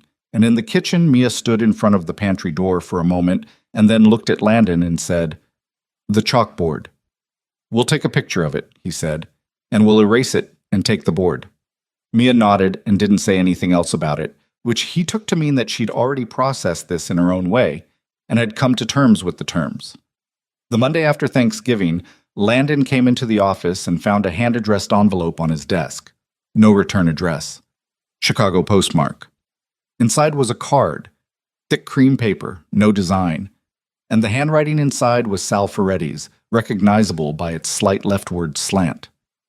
"I heard through the grapevine that you might be leaving the city. I want you to know that I've been thinking about you and your daughter since that night in February. I kept a few of Emma's things. She left a book here once and came back for it, and another time a scarf that she came back for, and once she left a note for me about a recipe I'd mentioned. I have the note. I'd like to give it to you before you go. Come by when you can. Sal." He read it twice. Then he put it in his jacket pocket and went through the rest of his day. He went to the restaurant on a Thursday evening, early, before the dinner rush. Sal brought out the note at a corner table over coffee, a small piece of paper, Emma's handwriting, a recipe for the coffee cake Sal had mentioned once apparently, written out in Emma's precise shorthand, with a small note at the bottom. "Thank you for the Friday mornings. They mattered more than you know." Landon held it for a moment. "She came in the last time 6 weeks before she died," Sal said. "She looked tired. I didn't know then. You don't know." He wrapped his hands around his coffee cup. "She talked about your daughter that last time, said Mia was starting to draw, said she was going to be an artist or an architect and she hadn't decided which." "Both, apparently," Landon said. Sal smiled. "Good." Landon folded the note carefully and put it in his wallet, where he still carried the folded photograph from their first year together that he'd been carrying so long the paper had gone soft at the crease lines. "I'm going to New York," he said. "I know. The grapevine in this neighborhood is efficient." Sal nodded slowly. "She would have thought that was right. You didn't know her that well." "No, but I knew her well enough." He paused. "She talked about you every Friday morning for 3 years. A person who talks about someone like that for 3 years, she understood what it meant to love someone without losing yourself. She wouldn't have wanted you to lose yourself." Landon set his cup down. "I'm not replacing her," he said. Not defensively, just to say it out loud, in that specific place, to someone who had known Emma in a small and specific way that mattered. "Of course not," Sal said. "You can't replace people. You can only add more." He drove home in the dark, and the city that had been his for 33 years moved past his windows, the way familiar things moved when you were starting to say goodbye to them. Slowly, in detail, everything vivid in the way things became vivid when you knew you were leaving. Christmas came and went. Mia got a drafting set and spent 3 days building increasingly ambitious structures from the architectural model kit Landon had found, which she then walked Victoria through on a video call, narrating each structural decision with the seriousness of someone presenting a doctoral thesis. Victoria asked specific questions. Mia answered them at length. Landon sat off to the side of the screen and watched the two of them and thought about what Mia had said in the kitchen. She makes you a different kind of quiet. He thought about how it was possible to carry grief and still make room. He thought about what it meant that his daughter, who carried her own version of the same grief, had made room without being told to, had just reached out her hand in a gymnasium and kept walking. January moved fast the way January did when there was work to do. The Hargrove project moved into design development. The New York office lease was signed. A small space in Midtown to start, room for 4 people, expandable. Dan handled the HR side. Landon handled everything else. The anniversary of the blind date was February 14th. He'd known that since November. He'd been thinking about it in the way you thought about something that was simultaneously significant and terrifying, approaching it in his peripheral vision, not looking at it directly, letting it get closer while he did other things. In the first week of February, he made a call to Marcus. "I need something," he said. Marcus said, "What kind of something?" "I need Marin's, the restaurant, on the 14th, private or as close to it as they can manage." I need Sal Ferretti's contact information because I think Sal needs to be there, and I need—" He paused. "I need the Foundation's events coordinator." Marcus was quiet for a moment. "How many people are we talking about?" "Enough to matter, not a crowd." Another pause, during which Landon could hear Marcus running through the implications with the efficiency that made him indispensable. "I can make those calls," Marcus said. "Does she know?" "No." "Okay." A beat. "For what it's worth, and I want to be clear that I'm saying this as someone who has worked for Victoria Hayes for 4 years and has very high standards for the people in her life." He paused. "You're the right person." Landon hadn't expected that. "Thank you, Marcus. Don't make me regret it." He spent the next week not thinking about the 14th directly and thinking about it constantly. He made a plan and adjusted it and made it again. He called Claire, who cried, which she would deny if asked. He talked to Mia, who had opinions about what he should wear, and delivered them with the authority of someone who'd given this significant advanced thought. "Not the blue jacket," Mia said. "Why not the blue jacket?" "It's the one you always wear when you're nervous. She'll know." He looked at his daughter. "How do you know I always wear it when I'm nervous?" "Dad." She gave him the look. "I live here." He wore a different jacket. On the evening of February 14th, 1 year to the day from a blind date neither of them had wanted, in a parking lot in the February cold, over a stuck wheelchair footrest, Landon Pierce drove to Marin's restaurant with a small velvet box in his jacket pocket and the specific clarity of someone who had finally stopped fighting the question and arrived at the answer. He wasn't ready in the way people were ready in movies. He was ready in the real way, imperfectly, with full knowledge of what he was carrying and what it would cost and what it could become. He knew that loving Victoria Hayes would not be uncomplicated. He knew that New York would be an adjustment for both of them, and especially for Mia, and that there would be hard days and miscommunication and times when both of them were wrong in ways they'd have to work through. He knew that Emma would be part of this story forever, not as a wound, but as a fact of who he was, and that Victoria understood that and had never once asked him to be otherwise. He pulled into the parking lot, the same February cold. He sat in the car for a moment, hands on the steering wheel, and exhaled. Then he got out and went inside. Marin's looked different with people in it, not crowded. Landon had been specific with Marcus about that, had said enough to matter, not a crowd, and Marcus had understood the assignment with the precision that made him worth whatever Victoria paid him. There were maybe 30 people in the room. Foundation staff, a handful of Hayes Tech employees whose lives had been directly touched by the accessibility initiative, a woman named Priya, who'd been with the company 6 years and had come back after her spinal injury because the office redesign made it possible, a young man named Derek, who'd joined Hayes Tech straight out of college specifically because of the integrated access program Victoria had built. 3 of the children from the South Shore School Project were there with their parents, which had required the most coordination and which Landon had been least sure about until he saw them come through the door and understood that it was exactly right. Sal Ferretti was there. He was standing near the kitchen door in a clean apron, watching the room with the quiet satisfaction of a man who had made something good tonight and was at peace with it. Claire was there. She was in the corner near the bar with her husband, wearing the expression she wore when she was trying very hard not to cry preemptively, which meant she'd been crying in the car on the way over and had repaired her mascara and was determined to hold it together at least until something actually happened. Mia was there. She was sitting at a small table near the back with Marcus, who had apparently discovered in the last hour that Mia Pierce had extremely strong opinions about event logistics and had wisely decided to channel them rather than resist them. She was wearing the dark red dress with pockets. She had a glass of lemonade. She was watching the door with the focused attention of someone assigned a specific job. When Landon came in from the kitchen entrance, Marcus had arranged it so he could be there before Victoria arrived. Mia spotted him immediately and gave him the look that meant you're late even though he wasn't late, which was just how Mia communicated anxiety. He crossed to her table and crouched down. "She's going to know something's up," Mia said. "You have a face." "What face?" "The face you have when you're trying not to have a face." He looked at Marcus, who confirmed with a small nod that yes, he did have a face. "I'll work on it." "Also, the jacket is good," Mia said, which from her constituted significant approval. She glanced toward the door. "Is she almost here?" 5 minutes, maybe. Mia straightened in her chair. Okay. She picked up her lemonade, set it down. Dad? Yeah. It's okay to be scared. He looked at his daughter, 8 years old in 3 weeks, dark eyes that caught light the way Emma's had, a matter-of-fact kindness that was entirely her own. I know, he said. I'm a little scared too, she said. Of moving and the new school and everything.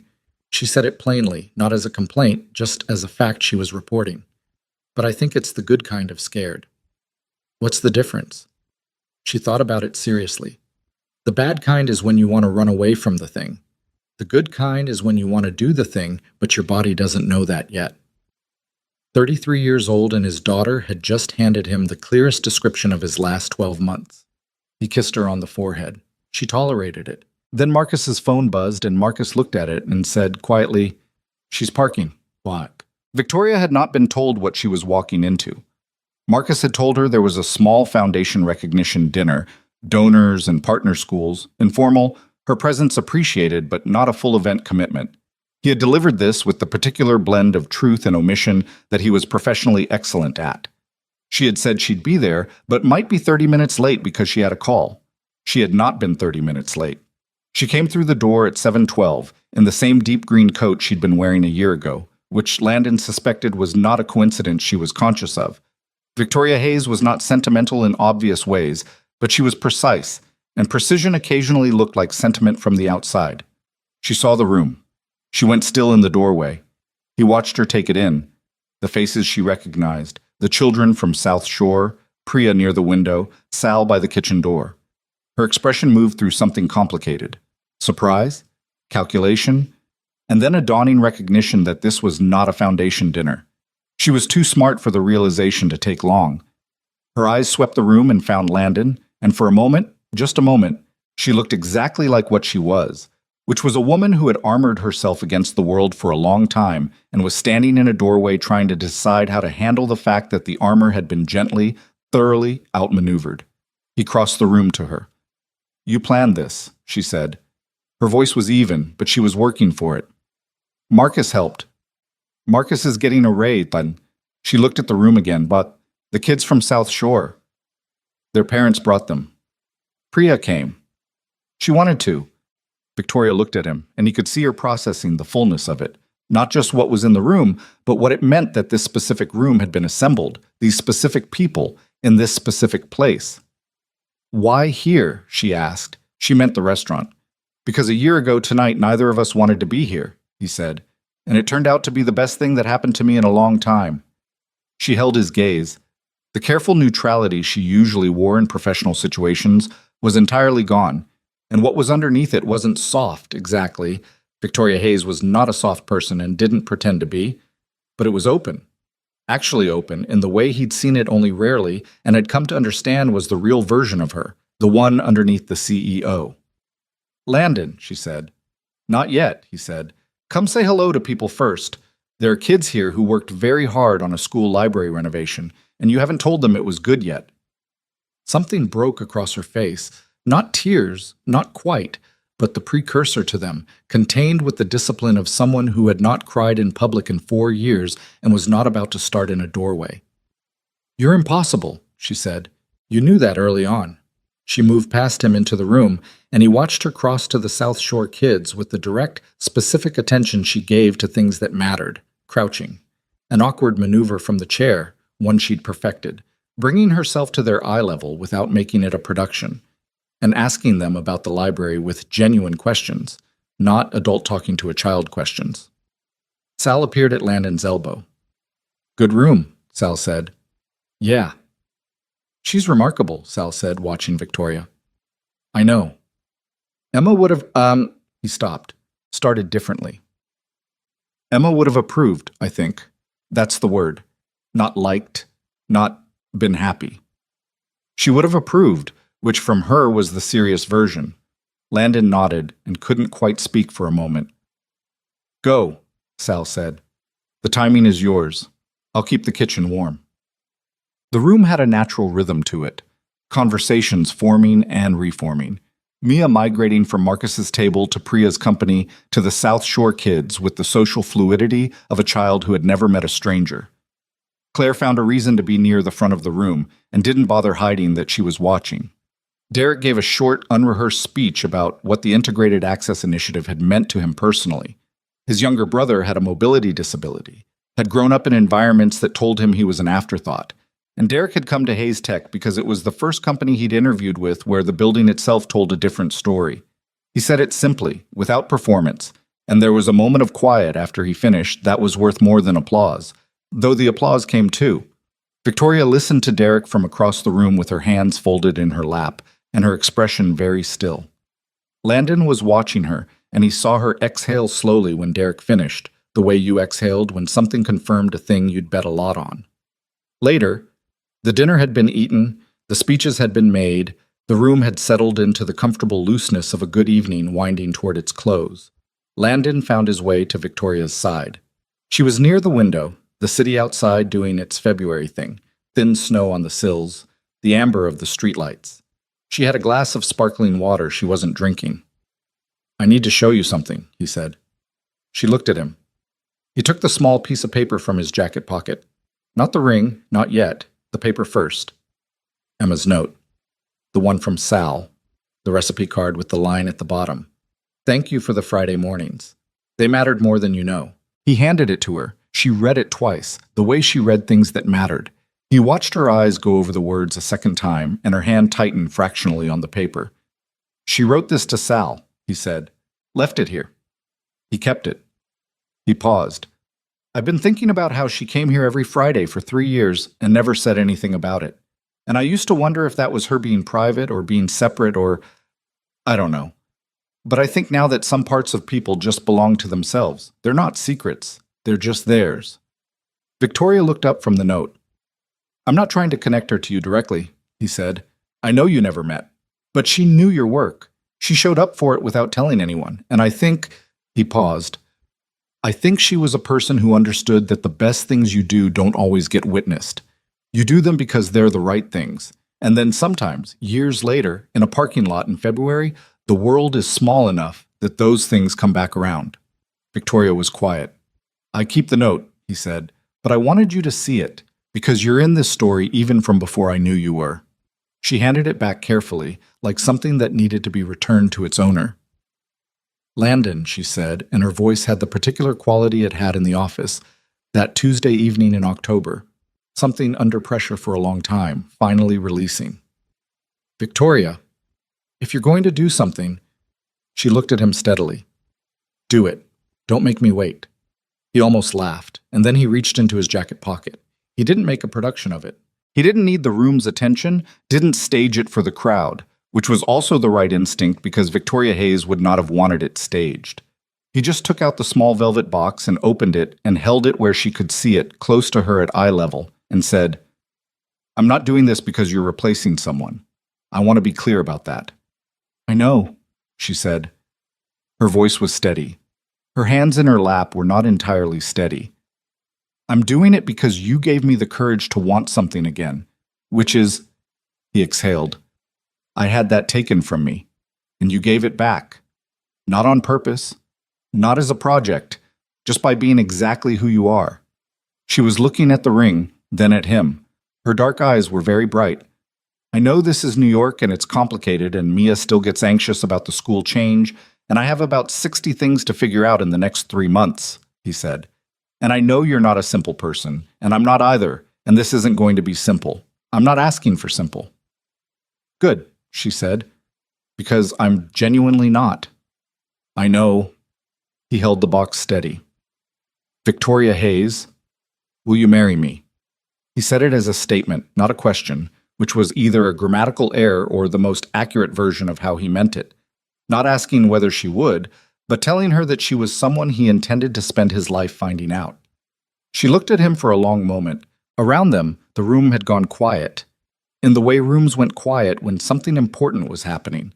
Not a staged hush, but an organic stillness, people stopping their conversations without being told. The South Shore kids going wide-eyed, Mia sitting very straight in her chair with her hands folded in her lap, exactly the way she sat when she was trying very hard not to burst. Yes, Victoria said. Just that.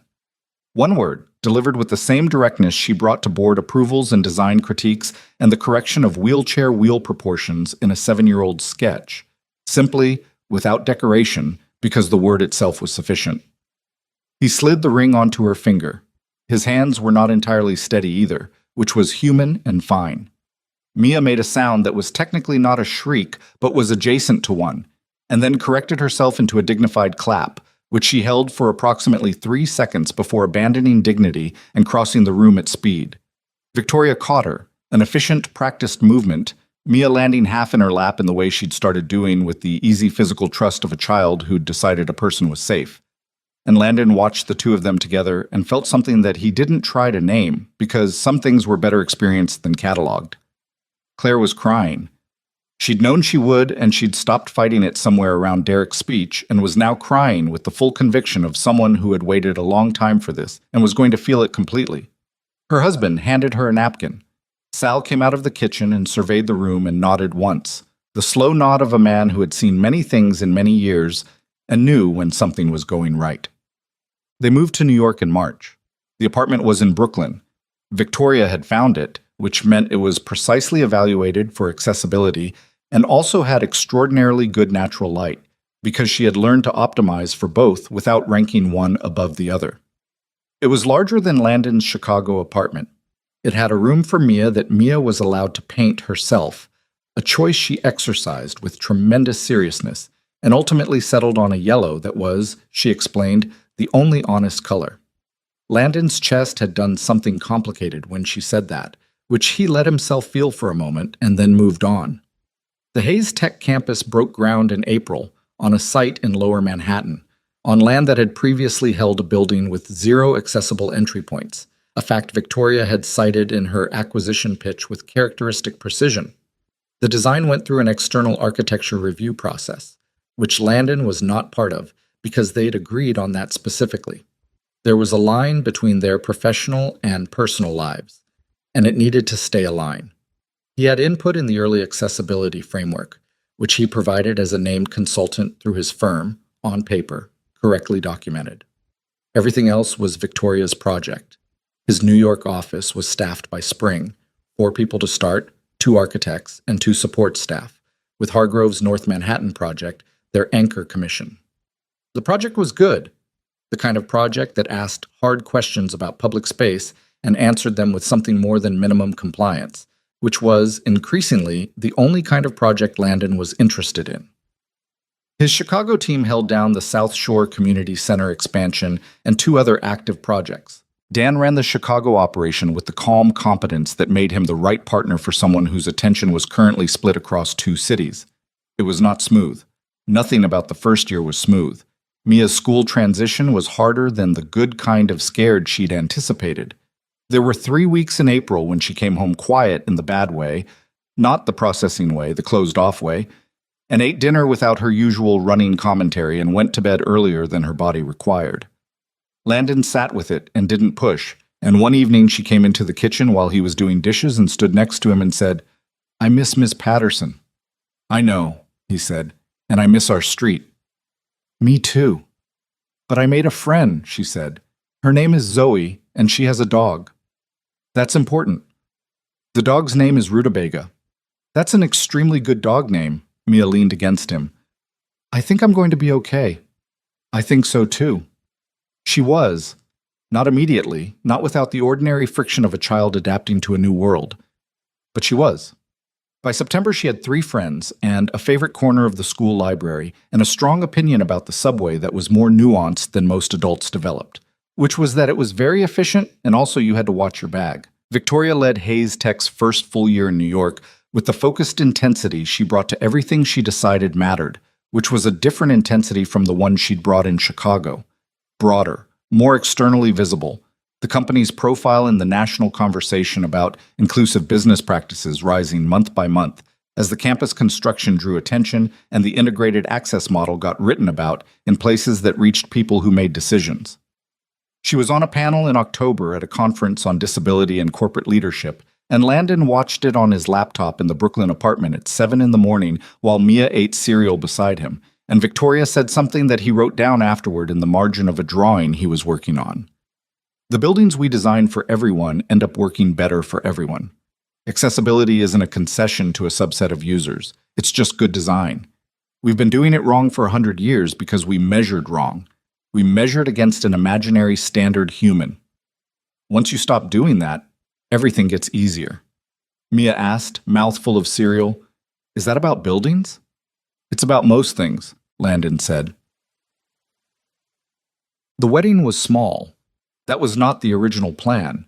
The original plan was a medium-sized event with appropriate representation from Hayes Tech's stakeholder community, which was Victoria's phrasing and which Landon had accepted while understanding that the execution would be different from the phrasing. The execution turned out to be 38 people in a Brooklyn event space on a Saturday in October, the same month as the year before, the trees outside doing their annual transition, orange going to brown. Mia was the only member of the wedding party. She had opinions about this role and executed it with characteristic thoroughness.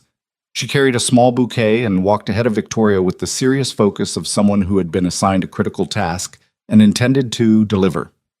When she reached her spot, she turned and watched her father come forward, and her expression had a quality in it that Landon would think about for years afterward. Something between pride and grief, and something else he didn't have a word for, the three things existing simultaneously in the face of an 8-year-old who had learned earlier than she should have that life held all of those at once. Claire read something short that she'd written herself. Dan stood next to Landon with his hands clasped in front of him and the expression of a man keeping it together through sheer force of professional habit. Victoria had written her own vows, which Landon had expected. She read them from a card because she'd told him she was not going to trust her memory for this specific occasion, which was honest and also very her. She said, "I spent a long time after my accident understanding what my body could and couldn't do anymore. I got good at knowing my limits. What I got less good at was knowing which limits were real and which ones I'd invented because it felt safer to know the boundary than to find out there wasn't one." She paused. "You showed me some of those weren't real, not by telling me, by just being someone who kept showing up and didn't make it complicated. That sounds simple." It wasn't. She looked at him over the card. "I'm not going to be easy to be married to. I want to be honest about that." Quiet laughter from the room. "But I'll show up," she said. "I know how to do that part." Landon's vows were shorter. He'd written them in the margins of drawings, mostly in pieces, and assembled them the night before. He said, "I came to a parking lot a year and a half ago trying to talk myself out of wanting anything. I met you instead. I don't believe in accidents anymore." He paused. "I carry someone with me who isn't here. You've never asked me not to. I don't know if you understand what that is, to a person.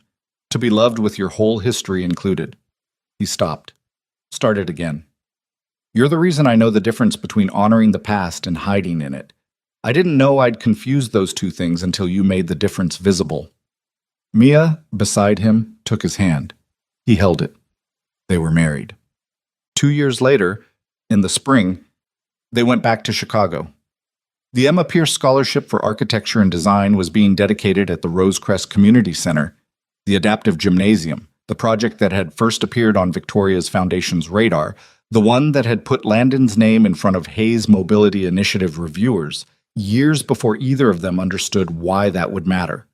The foundation was funding 6 scholarships annually for students with disabilities pursuing careers in design and built environments, and the first class of recipients was being recognized at a ceremony in the gymnasium with the good floors and the basketball hoops that folded up and the 60-foot wall of south-facing windows that made the whole room feel like it was made of light. Mia was 10 now. She'd grown fast in the Brooklyn way, carrying herself with the particular confidence of a kid who'd had to adapt and had discovered she was good at it. She'd been working on a model of the Rosecrest Gymnasium for 3 weeks in preparation for the trip, studying her father's original drawings with the focused intensity that Victoria called terrifyingly familiar. She stood in the gymnasium on the day of the dedication with her model under one arm and looked up at the windows. "You designed this," she said to Landon. Not a question, just confirming the fact. "When you were 4, he said, your mom had just gone back to work after her maternity leave."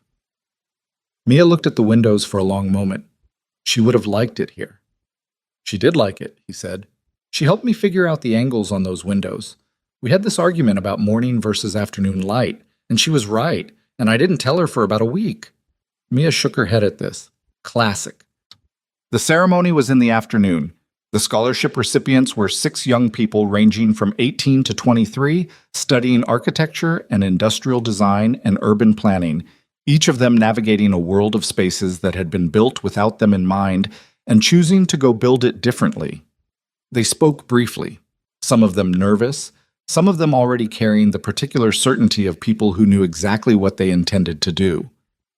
A young woman named Rosa, 20, studying urban design at a state university, said that she'd grown up in a neighborhood where none of the public spaces worked for her wheelchair, and that she'd spent most of her childhood learning how to navigate spaces that had been built as if she didn't exist, and that she intended to spend her career making sure that nobody grew up in a neighborhood like that again. Landon stood in the back of the gymnasium with his hand in Victoria's and listened to Rosa speak, and thought about the drawing on the light table. The bridge, the 10-to-1 slope, the rest platform Victoria had suggested and that he'd marked in the margin. He thought about how many rest platforms had gone into how many designs in the years since, how the language had changed in his firm, from accessibility compliance to integrated design, a shift that sounded semantic and wasn't. How Dan had started calling it the Victoria effect in internal meetings, which Victoria had told him to stop doing and which he'd continued doing.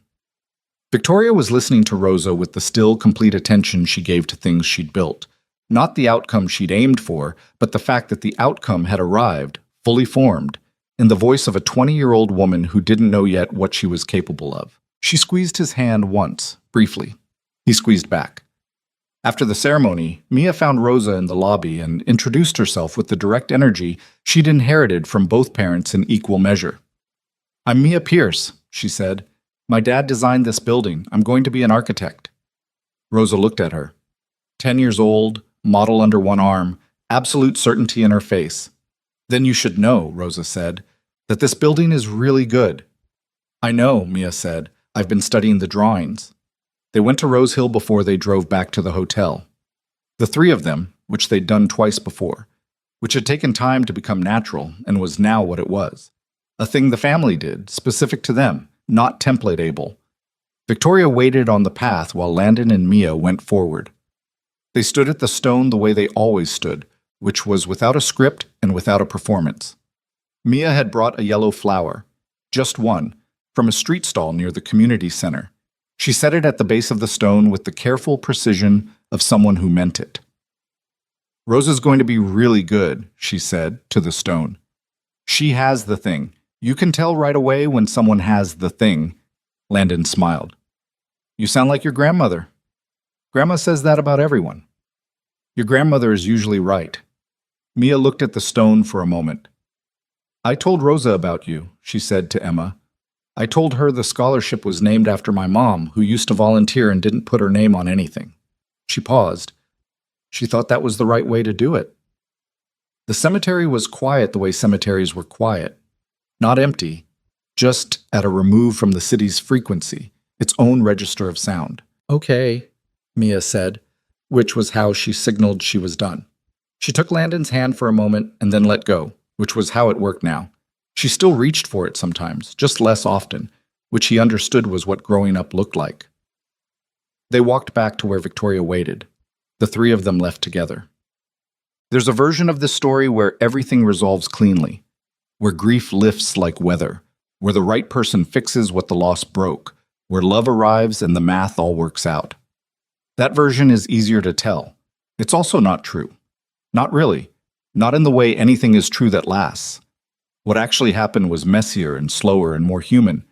Landon Pierce didn't stop loving his dead wife. He didn't stop going to Rose Hill. He didn't stop hearing her in the things Mia said or in the particular way yellow light came through certain windows. He carried all of that into his new life, not despite loving Victoria, but alongside it, because love isn't a container with a fixed capacity. It stretches. It makes room. Not without effort, not without the ordinary friction of 2 imperfect people learning each other's weight, but it makes room. Victoria Hayes didn't become a different person because she was loved. She stayed herself, direct, relentless, imperfectly calibrated for softness, better at building than at resting. She learned slowly to let difficulty show, not to perform vulnerability, which she found aesthetically objectionable, but to let it be visible to the two people in the apartment in Brooklyn who had demonstrated, repeatedly and through evidence, that they could be trusted with it. She remained a demanding CEO, a rigorous foundation chair, a person who corrected REST platform specifications and font choices and the slope of accessibility ramps with equal precision. She was not easy to be married to. She'd said so on the wedding day, and she'd meant it, and Landon had signed on for it anyway, which she spent some time not being able to fully believe before she let herself believe it. Mia Pierce grew up in two cities and knew the subway systems of both, and had opinions about architecture that were increasingly hard to dismiss on grounds of age. At 14, she won a school design competition with an adaptive learning environment for a hypothetical community center, and when the judges asked her about the accessible design principles she'd built in, she said, "Those aren't accessible design principles. Those are just design principles. You design for the people who need it most, and it works for everyone else too." The judges wrote about it in the summary report. Her father read it and didn't say anything, and then sent it to Victoria, who sent back a voice memo of 17 seconds that was mostly silence, with a sound in it that might have been her clearing her throat once. What began in a parking lot, a stuck wheelchair footrest, a cold February evening, one person who noticed and didn't make it complicated, became a family. Not the family any of them had planned. The kind you build from what you actually have, from the specific people who show up and the specific losses you carry, and the choice, made daily and imperfectly and without guarantee, to stay open to what arrives. There's a photograph on the wall of the Brooklyn apartment. Landon's firm's assistant took it at the Rosecrest dedication, one of those accidental photographs that turns out to be the real one. Mia is in the middle, model under her arm, talking to someone off camera. Landon is watching her with his hands in his pockets and the particular expression he has when Mia does something that catches him off guard. Victoria is beside him, not watching Mia, watching Landon instead. Her expression unguarded in the way it rarely was in public, something in it that was neither the CEO, nor the advocate, nor the carefully managed public person, just a woman watching a man who loved his daughter, in a building that had been designed to make room for everyone. That photograph is what the story actually looks like, when you find the frame that fits it. Not the parking lot, though that's where it started. Not the restaurant, though that's where it became possible. Not the proposal or the wedding or the dedication. The photograph, ordinary Tuesday afternoon, the three of them in a room full of light, each of them carrying what they carried, none of them pretending otherwise, and all of it, the loss and the love and the work and the yellow paint on Mia's bedroom wall, held together in the same life, which was the only life any of them had, and which turned out, in the end, to be enough.